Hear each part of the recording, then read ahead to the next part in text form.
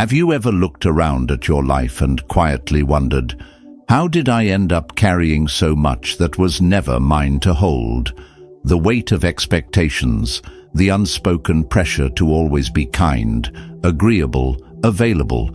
We're raised to believe that goodness means selflessness, that patience is always a virtue, that giving others the benefit of the doubt is the highest moral ground. But what happens when that kindness starts to hollow you out? When patience becomes permission for others to cross lines they were never meant to? When your silence is mistaken for agreement, and your compassion becomes the very thing others use to keep you small? This isn't a call to become hardened or cruel. It's an invitation to see ruthlessness differently, not as hostility, but as clarity, as the refusal to abandon yourself for the comfort of others. Stoic philosophy teaches us that peace isn't found by avoiding conflict. It's found by aligning your life with reason, with virtue, with what you truly value.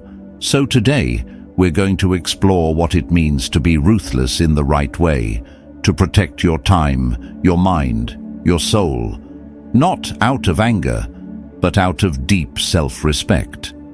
If you've ever felt like you're being stretched thin for people who wouldn't flinch if you disappeared, stay with me. What we uncover today might just be the boundary you've been waiting to draw. Number 1, ruthlessness is not cruelty, it's self-respect.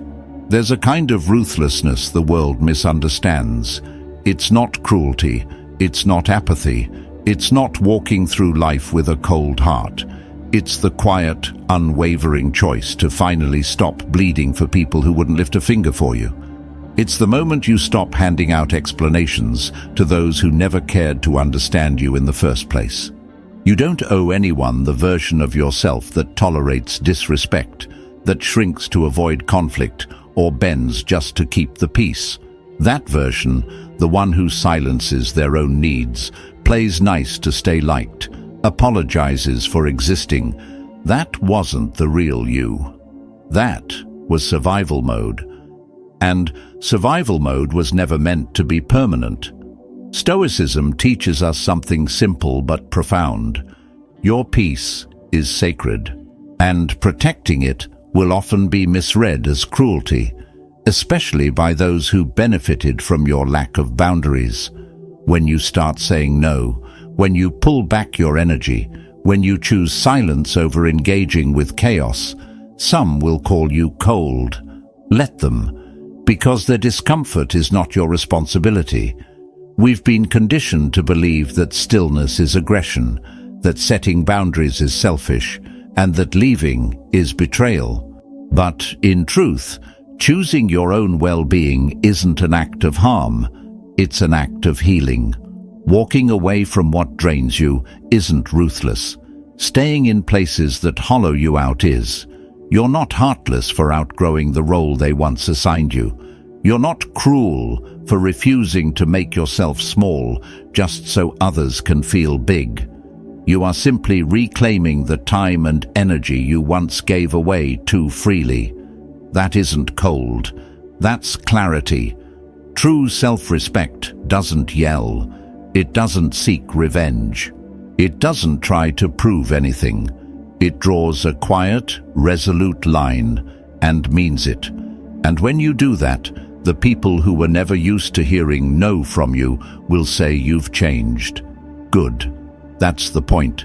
So if someone calls you ruthless for choosing your mental clarity, emotional sobriety, and peace of mind, accept it as a compliment. Because what you're really doing is choosing to live a life that no longer negotiates its worth. That is what Stoic ruthlessness looks like. Not destruction, but sacred preservation. Number 2. Stop overgiving. No one is entitled to your energy. There's a silent kind of erosion that doesn't scream. It whispers. It creeps in when you're always the one who reaches out, who forgives first, who bends to keep the peace, who gives until there's nothing left. At first, it feels noble, like love, like loyalty. But eventually it begins to feel like vanishing, like disappearing inside your own life. You start to confuse exhaustion with purpose. You begin to believe that being the giver is your identity, that it's strength to always say yes, even when your spirit whispers no. But here's the truth. Overgiving isn't compassion. It's self-erasure dressed as kindness. And the Stoics knew this long before modern psychology ever named it. They taught that virtue flows from balance, not from depletion. That your soul, like a fire, must be guarded, or it burns out trying to keep others warm. When you give from a place of guilt, fear, or desperate hope that someone might finally see your worth, you're not offering a gift. You're making an unspoken trade, one where the cost is your peace and the return is silence, disappointment, a slow disconnection from yourself. And worst of all, you begin fading into the background of your own life, not because others can't see you, but because you've trained yourself to disappear. You've mistaken being needed for being loved. But love doesn't demand you break yourself to keep it. Love meets you where you are, not only when you're useful. The Stoics remind us that our inner life, our time, our attention, our emotional presence is sacred. It's not a public resource. It must be stewarded with intention. So if someone takes from you repeatedly, without replenishment, without acknowledgement, without care, they are not your companion. They are your lesson. It is not cruel to retreat from that. It is not selfish to stop bleeding for those who don't even notice the wound. You don't owe anyone your burnout. You don't have to justify your fatigue. You don't have to explain why you're finally choosing yourself. And if they walk away when you stop overgiving, let them. Because now you'll finally see who was there for you, not just for what you could do for them. The moment you stop overgiving is the moment you start returning to yourself. That's where true connection begins, not in sacrifice, but in reciprocity. So ask yourself one thing. Who would still be standing beside you if you stopped giving so much? Number 3. Draw your boundaries. Like the ocean draws its shores, the ocean never announces where it ends.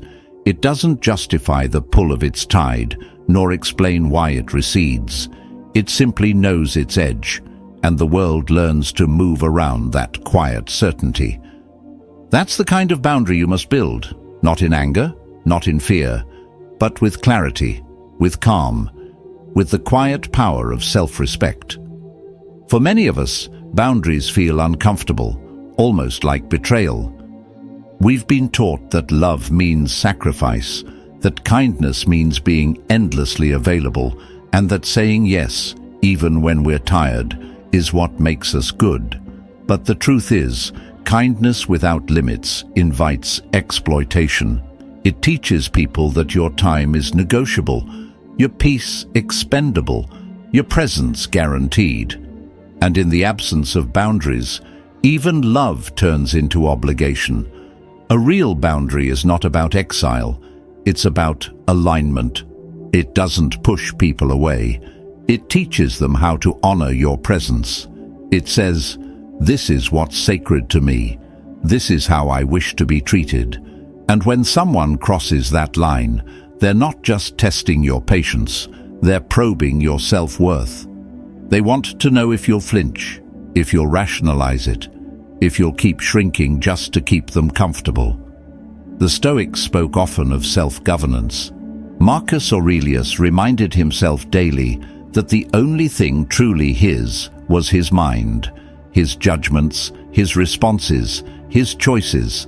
If you don't claim authority over your energy, your time, and your space, the world will do it for you.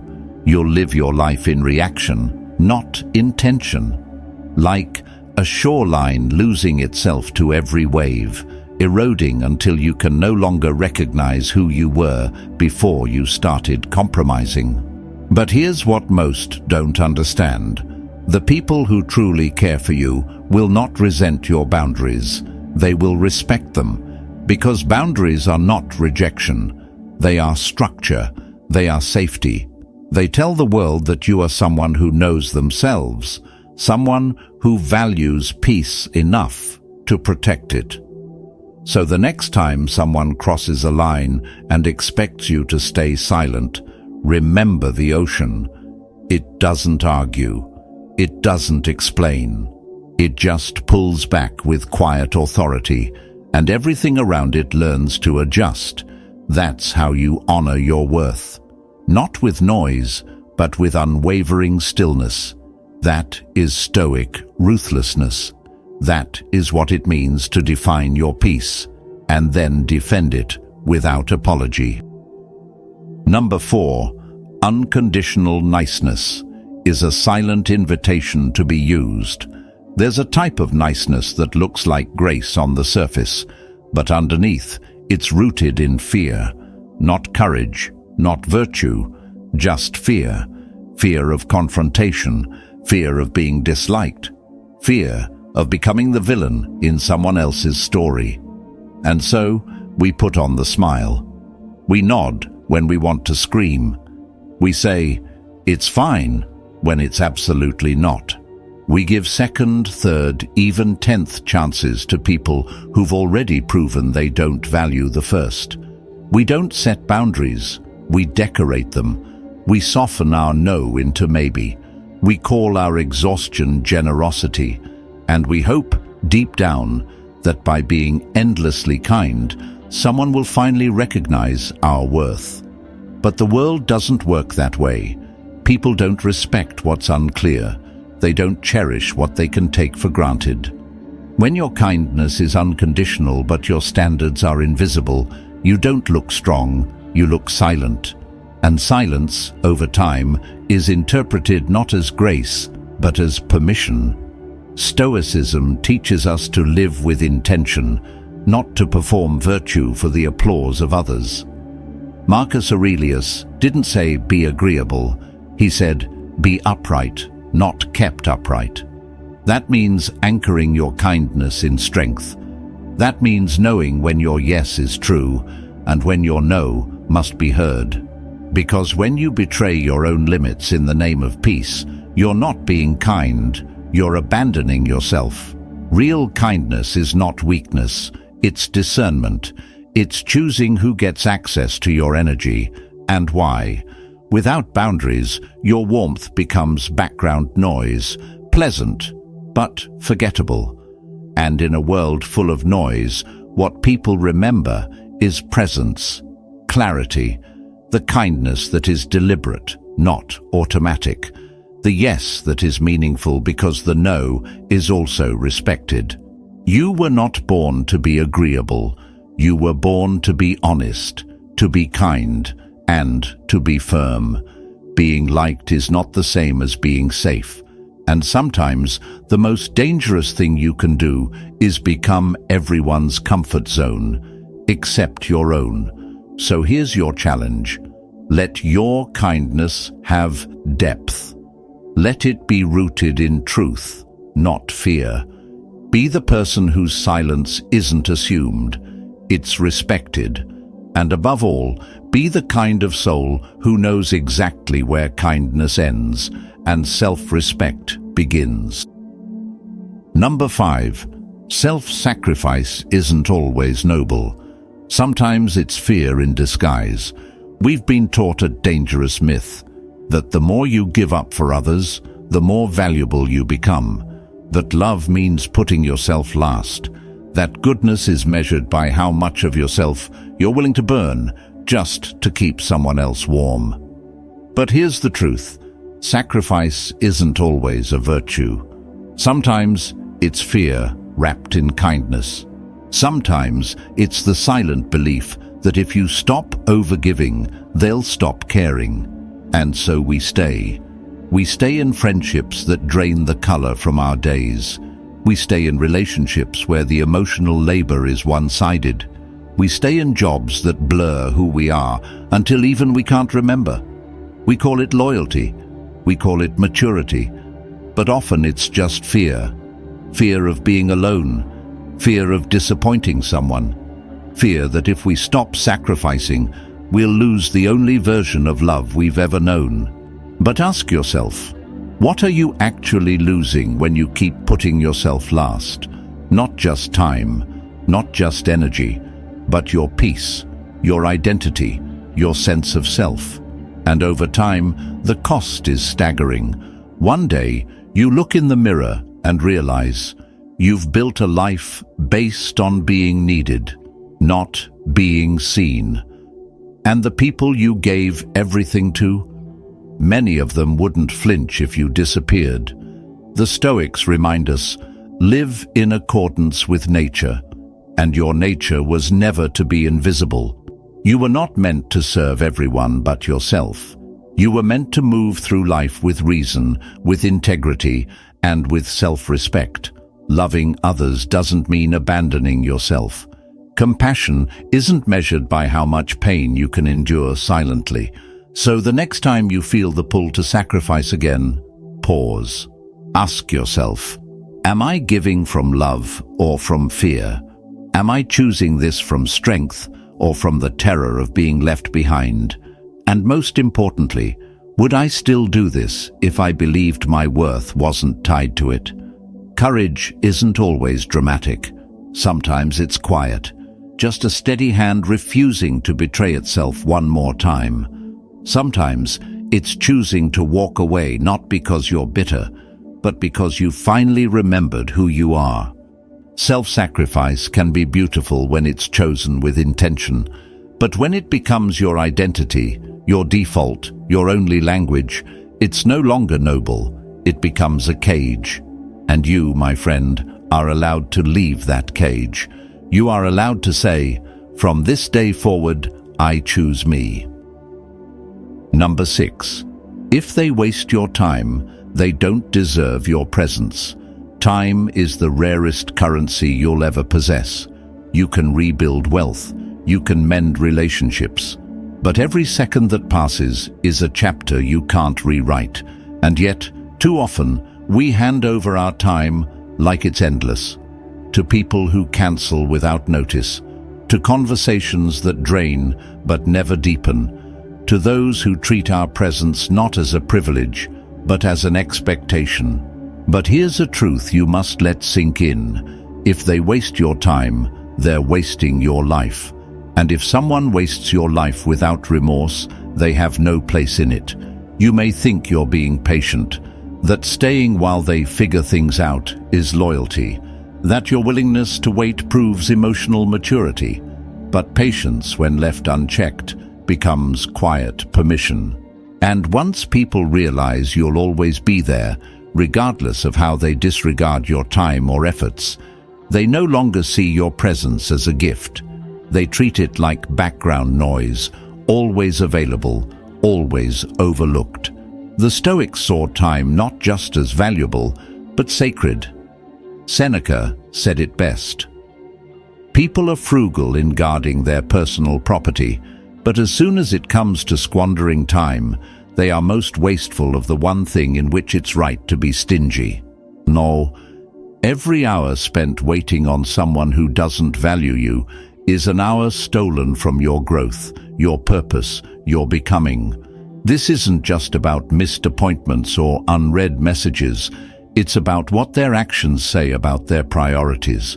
When someone is always late, always vague, always absent when it matters, they're not just disorganized. They're telling you who and what matters to them. And if their time always outweighs yours in value, believe them. They've shown you. Many confuse kindness with access.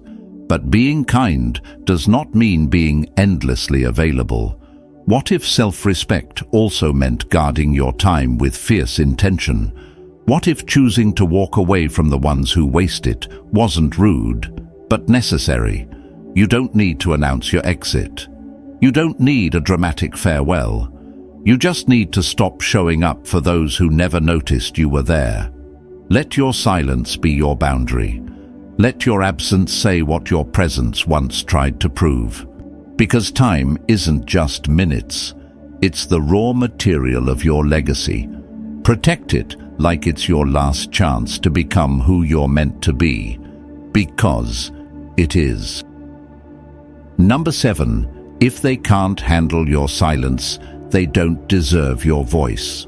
Silence is one of the most misunderstood forms of strength. In a world addicted to noise, to instant replies, to constant validation, silence makes people uncomfortable. They interpret it as distance, disapproval, even punishment. But silence, real silence, isn't an absence. It's presence. It's the place where truth settles when words have been wasted. And if someone can't sit with your silence, they were never really listening to your voice. They were just trying to control it. The Stoics understood this deeply. Marcus Aurelius wrote, "The more we value things outside our control, the less control we have." And sometimes that thing is the compulsion to explain ourselves, to be understood, to make someone see our side. But when you're explaining yourself to someone who is only waiting to twist your words, what you're doing isn't communication, it's surrender. Silence becomes powerful the moment you stop using your voice to justify your pain to those who caused it. When you stop offering clarity to those who thrive in your confusion. When you stop pleading for understanding from those committed to misunderstanding you. Think of the times you tried to be honest and were met with deflection. When your vulnerability became ammunition. When your truth was minimized by someone more interested in maintaining control than building connection. Over time, the soul learns what the mind resists. Words mean nothing to those who are only listening to respond, not to understand. Your silence is not cold. It's clean. It's the refusal to argue with noise. The quiet confirmation that your peace is no longer up for discussion. People who truly respect you won't fear your silence. They'll honor it. They'll know that not every pause is a punishment, and that real connection lives in the spaces between words, not in the pressure to fill every moment. But those who depended on your constant availability, your emotional labor, your verbal compliance, they will panic. They will call your silence manipulative, unfair, even cruel. Not because it is, but because for the first time, your energy is no longer theirs to command. So let silence be your sanctuary, not as a weapon, but as a homecoming. The place where your voice is no longer diluted by desperation. The place where your truth doesn't have to beg to be believed, because your voice isn't something to be spent proving your worth. It's a gift, and only the worthy should hear it. Number 8. The worst cruelty is a life. Live to please everyone but yourself. There's a subtle kind of betrayal that doesn't happen in a single moment. It happens slowly, quietly, over years. It's the moment you look around at your life and realize that none of it feels like it truly belongs to you. The job you chose, the relationship you stayed in, the dreams you abandoned, they weren't decisions made for your soul's fulfillment, but for someone else's comfort. The betrayal isn't loud, it's silent. And the one who betrayed you was you. From a young age, we're taught to perform. Be the good student, the polite friend, the agreeable partner. Smile even when your heart aches. Numb yourself just enough to not make others uncomfortable. We learn to abandon our instincts in favor of being liked. And before long, that performance becomes a personality. Not because we're fake, but because we've been conditioned to see truth as too costly. But living for others is not living, it's auditioning. And the cost of that constant audition is your truth, your peace, your voice. The Stoics warned us of this long ago. They taught that to live in accordance with nature means to live in harmony with your essence, not someone else's expectations. Marcus Aurelius said it plainly, "It never ceases to amaze me. We all love ourselves more than other people, but care more about their opinion than our own." What would happen if you reversed that? The answer is simple. You'd find freedom. Not the kind that pleases everyone, but the kind that makes you whole. Because the truth is, people's expectations are shape-shifting shadows. One day, they'll want you soft. The next, they'll want you small. And if you keep shrinking to fit, you'll disappear entirely. So take the pen back. Rewrite the script. Choose honesty over approval, clarity over compliance, depth over diplomacy. Yes, people may call you selfish, distant, difficult, but that's only because they were more attached to the version of you that made their lives easier, not the version of you that made your life true. And the ones who truly love you, they'll stay, not for the edited version, but for the real one, the one who dares to say, "I choose me now." This isn't rebellion, it's a return to your voice, your vision, your virtue. The greatest act of self-respect isn't saying yes to the world, it's saying yes to yourself. And in that moment, you're not being ruthless, you're finally becoming free. Number 9, curate your circle, like your soul depends on it. You are not just the sum of your choices or your routines. You are also the echo of the voices you let in, the weight of the energy you tolerate, the reflection of the minds you sit with. Every conversation, every shared space, every tolerated presence shapes you, slowly, silently, until one day you wake up burdened with thoughts that aren't yours, anxieties that don't belong to you, and a life that no longer feels aligned.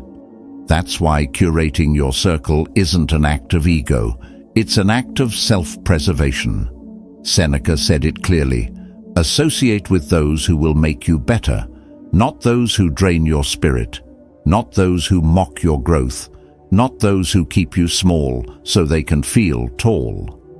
Because when you surround yourself with chaos, even the calmest mind becomes a storm. And when your circle is filled with noise, your inner clarity becomes impossible to hear.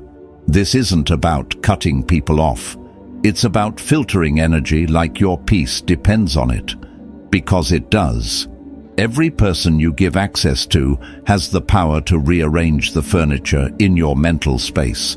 And if you're not careful, you'll find your priorities scattered, your joy buried, your dreams collecting dust in a corner you forgot to defend. So how do you know who belongs? Pay attention to the aftermath. Do you feel lighter or heavier, clearer or confused, empowered or quietly diminished? Your body knows, your spirit always knows. But so often we silence that wisdom because we fear loneliness. But Stoicism reminds us, solitude is not the enemy, noise is. A room full of disconnected souls will drain you faster than any quiet moment ever could. You don't need perfection in others. You need alignment, shared values, mutual presence. People who see you, not just when it's easy, but especially when it's hard. People who don't shrink you to feel safe in their own comfort zone. So guard your time, guard your peace, and above all, guard your access. If someone brings confusion, let them carry it elsewhere. If someone turns your ambition into competition, let them compete alone. If someone treats your vision like a threat, protect it like treasure. You are not cruel for being selective. You are wise. Your circle is not just company, it's your environment, and your soul cannot flourish where it's not respected. So treat it like sacred ground, water it wisely, remove the weeds, and never apologize for protecting what you're here to grow. Number 10, be ruthless, because life doesn't wait for you to learn emotional maturity. Life doesn't pause while you catch up. It doesn't slow down to give you time to figure out how to set boundaries, how to stop apologizing for things that don't require guilt, or how to finally put yourself first. The world keeps moving, and if you don't move with it, if you don't sharpen your sense of self, if you don't build the emotional backbone to say no more, you'll be swept into a life sculpted by other people's expectations, not your own. That is the hidden cost of emotional immaturity. A life that doesn't feel like it belongs to you. To be ruthless in the Stoic sense is not to be harsh, it is to be precise. It's the unwavering commitment to protect your time, your mind, your soul, not out of anger, but out of clarity. It's understanding that every year you spend tolerating what drains you is a year stolen from what could have been. Every moment you stay small to keep the peace is a moment you forfeit the life that could have grown in its place. We often treat emotional growth like a distant goal, something we'll pursue when we have time.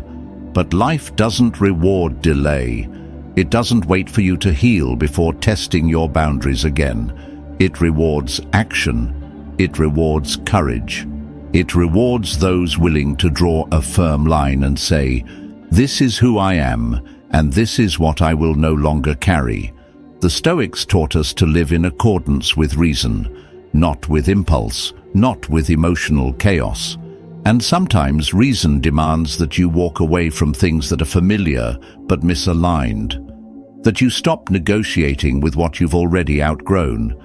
Being ruthless means no longer explaining your standards to those who are committed to violating them. It means choosing discomfort over stagnation, clarity over compliance, growth over guilt. You will lose people. You will be misunderstood. You may even be called cold. But what's the alternative? A life built on silent resentment, a soul eroded by compromise, a future shaped by fear. You don't need to be cruel to be clear, but you do need to be unshakable, especially when the world tries to soften your standards for its own convenience. So be ruthless with what depletes you. Be ruthless with your indecision. Be ruthless with excuses that wear the mask of reason, not because you're hard, but because you've matured enough to know that your peace, your purpose, your presence are not up for negotiation. You don't owe anyone an apology for choosing strength. You don't need the world's permission to protect your becoming. At some point, we all must stop waiting to be chosen and start choosing ourselves. This entire journey has not been about anger. It's been about alignment, one boundary, one choice, one unapologetic no at a time. Because ruthlessness in its purest form is not cruelty, it is love. Love for your life, love for your time, love for the person you were always meant to become. So as this chapter ends, let that truth settle into your bones. You don't have to be loud to be powerful, you just have to mean it. You weren't born to be agreeable, you were born to be whole. You're not here to be liked by everyone. You're here to become someone you can look in the mirror and respect deeply. A person who honors their time, their values, their truth. And that kind of life, the one anchored in strength, clarity, and emotional maturity, begins the moment you stop making room for what you've already outgrown. If something in today's message spoke to you, let it land. Take a breath. Let it settle. Then ask yourself, what am I still saying yes to that no longer serves me? If this brought you clarity, consider sharing it with someone who might need the same reminder. Subscribe if you'd like more moments of reflection like this. And when you're ready, leave a comment below with just 3 words. I choose clarity. Because sometimes the most profound transformations don't begin with a roar. They begin in silence, with a quiet decision to never go back. And when you start walking in that direction, the path reveals itself. There's more to explore, and the next step on your journey might be closer than you think. Stay with me.